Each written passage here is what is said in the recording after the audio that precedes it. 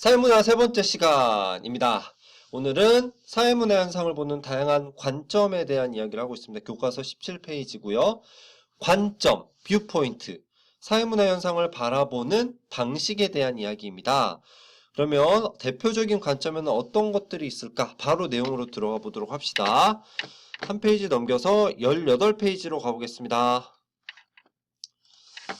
자, 사회문화 현상을 바라보는 거시적 관점과 미시적 관점이라고 되어 있는데요. 이 밑에 요 설명을 읽어보면 되겠어요. 자, 한번 생각을 해보세요. 숲을 우리가 관찰한다고 해봅시다. 나무들이 막 자라있는 숲이에요. 이 숲을 처음에는 기구나 비행기를 타고 하늘에 올라가서 숲을 내려다본다고 생각해보세요. 그러면 그 숲이 어떻게 보일까요? 숲의 전체적인 외형, 숲의 색깔 이런 것들이 보이겠죠. 그렇죠?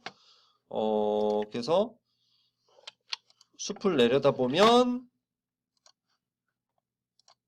이렇게 보일 겁니다. 이 숲은 어떻게 생겼어요? 와, 한반도 모양으로 생겼네요. 자, 이렇게 공중에서 한 방에 크게 내려다보는 것. 사회로 말하면 사회 구조를 한 방에 내려다보는 것. 이것이 거시적 관점이에요. 클 것자를 써서 크게 보는 거예요. 그러면 반면에 미시적 관점은 뭐냐? 숲속에 직접 들어가 내가 숲속에 직접 들어가서 숲을 관찰한다고 생각해보세요. 그러면 나무들도 보이고 나무 기어오르는 다람쥐도 보이고 졸졸 흐르는 시냇물도 보이고 새들의 쥐저김도 들을 수가 있죠. 그렇죠? 그것을 미시적 관점이라고 해요. 미시적 관점. 내가 숲에 들어가서 직접 이렇게 숲을 바라보는 거예요. 작은 미자를 써서 작게 세밀하게 생동감 있게 들여다본다. 이게 미시적 관점이에요. 이해 가실까요? 그래서 우리가 숲을 관찰할 땐 당연히 거시적 관점, 미시적 관점 둘 다 바라봐야 올바로 관찰했다고 할 수 있겠죠? 그렇죠? 이런 거시적 관점과 미시적 관점은 자, 대표적으로 기능론과 갈등론, 미시적 관점은 상징적 상호작용론이 있어요. 그래서 제가 앞으로 관점에 대한 이야기가 나오면 기야, 가리야, 상이야? 하고 물어볼 거예요. 그러면 이 기갈성이 뭔지를 여러분들이 학습하셔야겠죠? 그래서 다음 페이지로 넘어가도록 합시다. 19페이지에 기능론부터 설명을 해주고 있어요. 기능론의 키워드들을 한번 봅시다. 자, 기능론의 키워드는 사회의 유지, 통합, 사회의 조화, 균형, 유기체, 조화와 균형 여기 또 나오죠. 사회의 유지와 존속 위에서 나왔던 말이고요. 그 다음에 밑에 보시면 통합적이고 안정적인 사회구조를 지향 이라는 말이 있고요. 그 다음에 가치나 규범, 사회의 가치나 규범이 존재하고 있죠. 이것은 구성원의 합의에 따른 산물이다. 이렇게 본대요. 기능론에서는. 그리고 사회 변동과 갈등을 어떻게 바라고 있느냐? 사회 변동과 갈등은 일시적으로 나타나는 현상에 불과하다. 이렇게 본대요. 그래서 사회의 결속과 유지를 중시하며 사회 갈등을 사회 문제가 생긴 것으로 본다. 이게 다 비슷한 얘기를 하고 있는 거죠. 이렇게 제가 지금 밑줄 친 키워드들이 등장하면 아, 기능론에 대한 이야기를 하고 있구나 라고 이해해 주시면 되겠어요. 그렇죠? 지금 여기 어려운 단어가 있어서 하나 설명을 하도록 할게요. 유기체라는 건 뭐냐면 생명체예요. 생명체. 예를 들어서 대표적인 생명체인 인간을 예로 들어봅시다. 그러면 인간에는 여러 기관이 있죠. 머릿속에 뇌가 들어있고 입과 코와 귀가 달려있고 그 다음에 저의 몸속에는 위도 있고 간도 있고 심장도 있죠. 그렇죠? 제일 밑바닥으로 가면 여기에 발바닥, 발가락도 있죠. 그렇죠? 이런 각각의 기관들이 제 역할에 충실해줘야 인간이라는 하나의 생명체가 온전히 작동할 수 있어요. 발가락 하나 아파도 꼼짝을 할 수가 없어. 여러분 발가락 어디 저기 부러지거나 다쳤다고 생각해 보세요.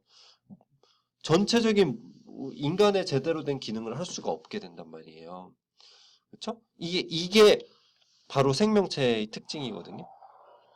기능론에서는 사회가 곧 유기체다. 사회 유기체론이라고 하거든요. 이렇게 본다는 거예요. 그렇기 때문에 이 유기체가 하나의 사회라면 각각의 기관들은 바로 사회 구성원들이 되는 거겠죠. 그 사회 구성원들이 자기의 역할에 충실하고 제각각 맡은 기능들을 잘 수행해 줄 때 전체 사회가 조화와 균형을 이룰 수 있다라고 보는 거죠. 기능론적 사고방식이죠. 그렇죠? 그래서 이 기능론에서는 현재 사회를 기능론에서는요. 우리가 지금 살아가고 있는 사회를 굉장히 긍정적으로 봐요. 우리가 살고 있는 사회는 굉장히 좋은 사회야. 그렇기 때문에 이 사회를 잘 유지해야 돼. 만약에 이 사회의 질서를 깨뜨리려는 이 사회의 법과 규범의 반기를 들고 뭔가 이걸 바꿔내려는 사람이 있으면 그 사람은 어떻게 해야 돼? 처벌하거나 교육시켜야 돼. 라고 보는 게 기능론이죠. 그렇기 때문에 기능론은 현재의 사회를 유지하려고 하고 변화를 거부하기 때문에 다분히 정치적으로는 보수적인 입장을 띠게 되겠죠. 이해가 갈까요? 반면에 갈등론으로 가겠습니다. 갈등론의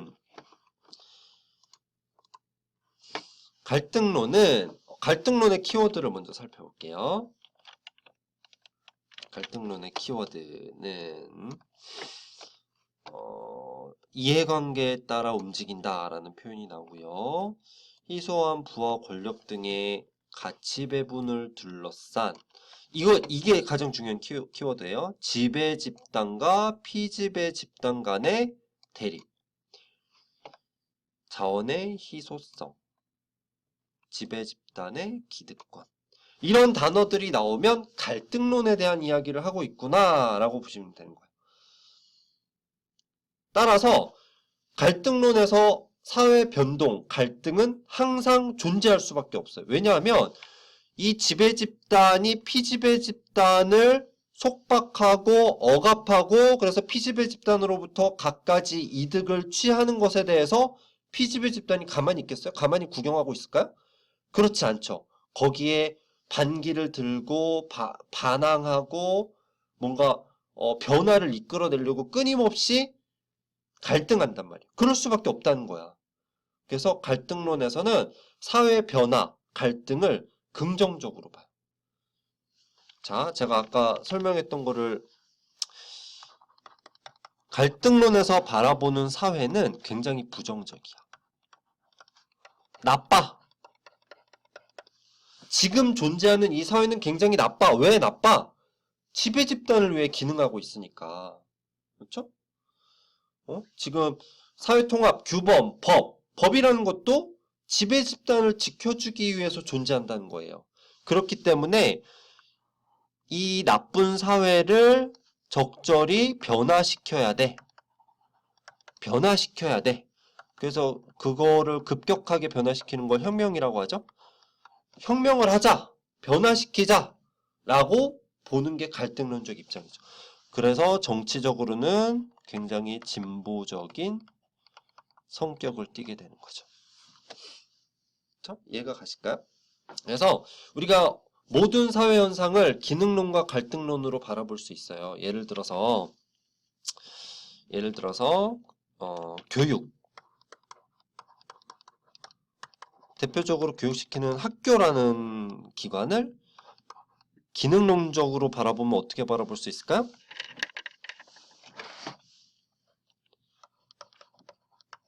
기능론적 시각에서는 사회의 조화와 균형을 유지시켜주기 위해서 교육을 시키는 기관, 긍정적인 기관으로 보겠죠. 하지만 학교를 갈등론적 시각으로 보면 지배계급의 이데올로기, 지배계급의 이해관계를 피지배계급의 아이들에게 주입시키는 거죠. 그렇죠? 강제적 이데올로기의 주입. 세뇌. 좀 무시무시한가요? 그런 나쁜 기관이 학교다라고 보는 게 갈등론적 시각이 되겠죠. 그렇죠? 이 단순화시켜서 학교를 바라보자면 그렇게 설명할 수 있다는 거예요. 자, 그 다음에 마지막으로 미시적 관점의 대표적인 주자라고 할 수 있는 상징적 상호작용론에 대해서 살펴보겠습니다. 상징적 상호작용론의 키워드들을 살펴보면요. 개별 행위자, 상호작용, 주관적 동기와 의미, 그 다음에 상징, 상징의 의미를 이해. 그래서 일상생활에서 상호작용을 한 결과 사회문화 현상이 발생. 여기에는 의미가 담겨 있다. 그러니까 계속 반복되는 단어들이 있죠. 동기, 의미, 상호작용, 상징. 이런 단어들이 튀어나오면 아, 상징적 상호작용론에 대한 이야기를 하고 있구나 라는 거죠. 이 상징적 상호작용론은 사회 구조 자체에는 별 관심이 없어요. 그 사회 속에서 살아가고 있는 개별 행위자들, 개인 한 명 한 명의 특성을 관찰하는 데 관심이 있는 거예요. 그렇죠? 그러면 상징적 상호작용론에 대한 설명도 된 것 같아요. 그래서 우리가 균형감 있게 우리가 살아가고 있는 사회를 바라보기 위해서는 우리가 이제까지 배운 기능론, 갈등론, 상징적 상호작용론을 적절히 배합해서 사회를 바라본다면 다양한 시각에서 사회를 관찰하고 분석해낼 수 있겠죠. 그렇죠?